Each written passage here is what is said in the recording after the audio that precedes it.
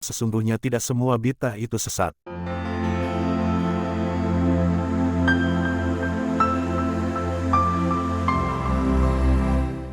Ada bid'ah-bid'ah yang baik dan bermanfaat bagi kemajuan Islam dan umat Islam. Sebab makna bid'ah sendiri secara bahasa sesungguhnya sangat positif. Bid'ah secara bahasa berasal dari kata bada yabda'u, bid'ah yang bisa berarti menciptakan sesuatu yang baru, berkreasi dan berinovasi, menciptakan sesuatu yang di dalamnya ada unsur keindahan. Itu sebabnya, Allah Subhanahu wa Ta'ala dalam Al-Quran artinya, Allah adalah pencipta langit dan bumi, dan apabila Dia hendak memutuskan sesuatu, maka Ia cukup mengatakan kun fayakun, jadilah, maka ia jadi. Quran Surah Al-Baqarah ayat 117. Setidaknya ditemukan beberapa argumentasi historis terkait dengan pernyataan bahwa tidak semua bid'ah sesat. Dalam sejarah umat Islam, para sahabat Nabi Shallallahu Alaihi Wasallam juga melakukan bid'ah-bid'ah yang baik. Padahal dulu Nabi Muhammad Shallallahu Alaihi Wasallam tidak pernah melakukannya.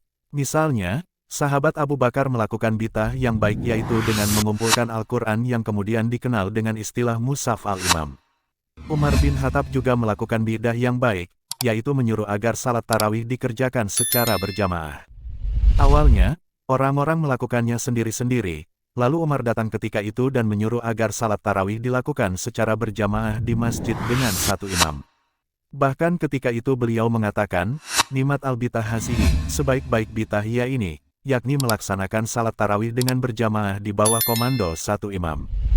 Demikian juga dengan sahabat Utsman bin Affan radhiyallahu anhu. Beliau melakukan bid'ah yang baik dengan mengumpulkan Al-Quran menggunakan asmani yang kemudian disalin untuk disebarkan ke negeri-negeri yang lain. Beliau juga yang melakukan salat Jumat dengan menggunakan azan 2 kali. Karena saat itu umat Islam semakin banyak dan mereka banyak yang sibuk berdagang di pasar-pasar. Maka, agar mereka tidak lupa melaksanakan salat Jumat, diutuslah seorang sahabat untuk azan awal di pasar, sebagai peringatan agar mereka siap-siap segera datang ke masjid untuk salat Jumat. Demikian halnya, dengan Sayyidina Ali bin Abi Thalib dan Abul Aswad Al-Duwali yang membuat bid'ah yang baik dengan memberikan tanda-tanda baca Al-Quran yang dulunya di zaman Nabi belum ada tanda bacanya. Dapat dibayangkan seandainya mushaf Al-Quran hari ini tanpa syakel dan tanpa harakat, niscaya akan banyak umat Islam tidak dapat membaca Al-Quran yang masih gundul tanpa harokat. Pertanyaannya, mengapa Nabi Muhammad Shallallahu Alaihi Wasallam menyatakan kullu bid'atin dalalah?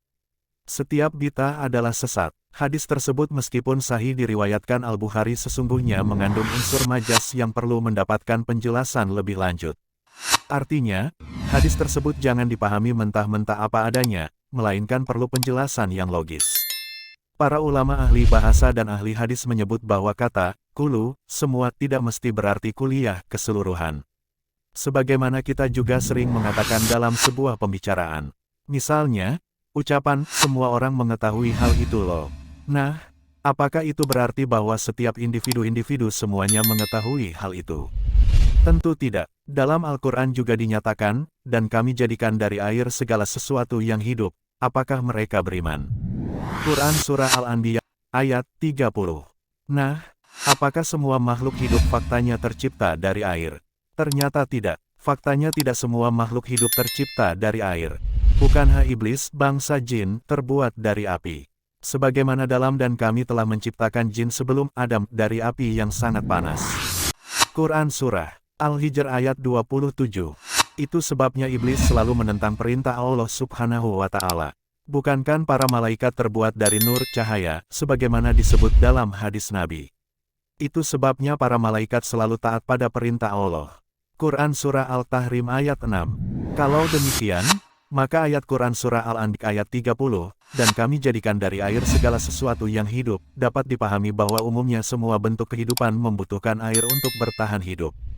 Hewan di daerah kering, oleh karena itu telah diciptakan dengan mekanisme untuk melindungi metabolisme mereka dari kehilangan air dan untuk memastikan manfaat maksimal dari penggunaan air. Para ulama menjelaskan bahwa sabda Nabi Shallallahu Alaihi Wasallam bahwa kul bid'ah dalalah. Semua petik terbalik A adalah sesat, yang dimaksud adalah kullu bid'ah sayyiyah, semua bid'ah yang jelek. Jadi maksudnya adalah bahwa setiap bid'ah yang jelek adalah sesat, sedang bid'ah yang baik tidak sesat. Dengan demikian, Dalam hadis tersebut ada majas bil hazaf, yakni membuang kata-kata tertentu karena maksudnya sudah jelas. Nah, dari penjelasan tersebut, maka para ulama membagi kategori bid'ah setidaknya menjadi dua macam, yaitu pertama bid'ah hasanah, yaitu bid'ah yang baik, meskipun di zaman Nabi tidak ada dan tidak pernah diperintahkan, namun hal itu tidak bertentangan dengan prinsip syariah bahkan secara substantif sejalan dengan perintah Al-Quran dan hadis.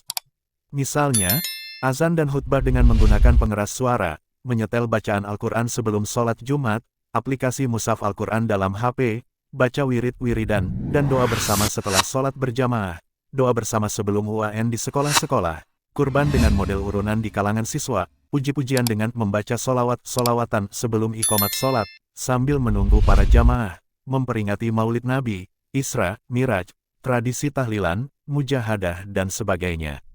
Semua itu sebenarnya ada perintahnya secara umum tersirat dalam Al-Quran atau hadis.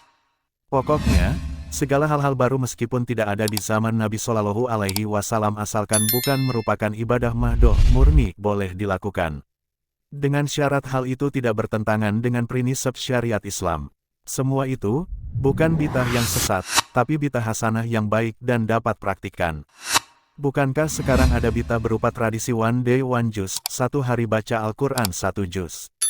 Ini jelas tidak ada dalil atau perintah Nabi Shallallahu Alaihi Wasallam secara tegas, namun juga tidak ada larangan. Maka hal ini boleh dilakukan. Bukankah para khatib di Indonesia juga melakukan khutbah dengan menggunakan bahasa Indonesia? Mana hadis dan contohnya dari Nabi Muhammad bahwa beliau berkhutbah menggunakan bahasa Indonesia?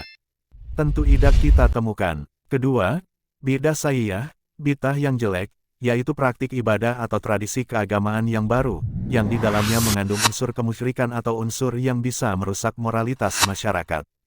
Misalnya, tradisi nyadran tetapi dengan menyembah kuburan para leluhur.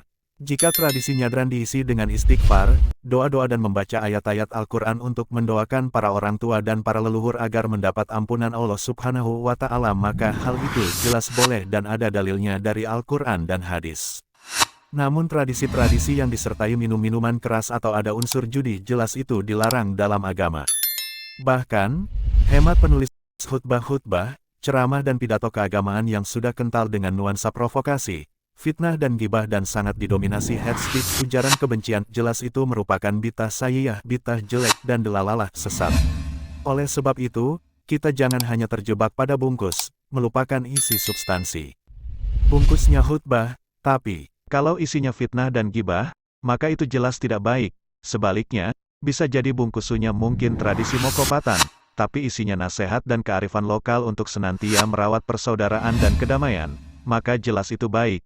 Kita tidak perlu anti terhadap tradisi, melainkan menjadikan tradisi sebagai wadah atau alat untuk mengeksekusi sebagian ajaran-ajaran Islam melalui kearifan lokal. Islam memang bukan budaya, tetapi Islam tidak dapat dieksekusi tanpa melibatkan unsur budaya.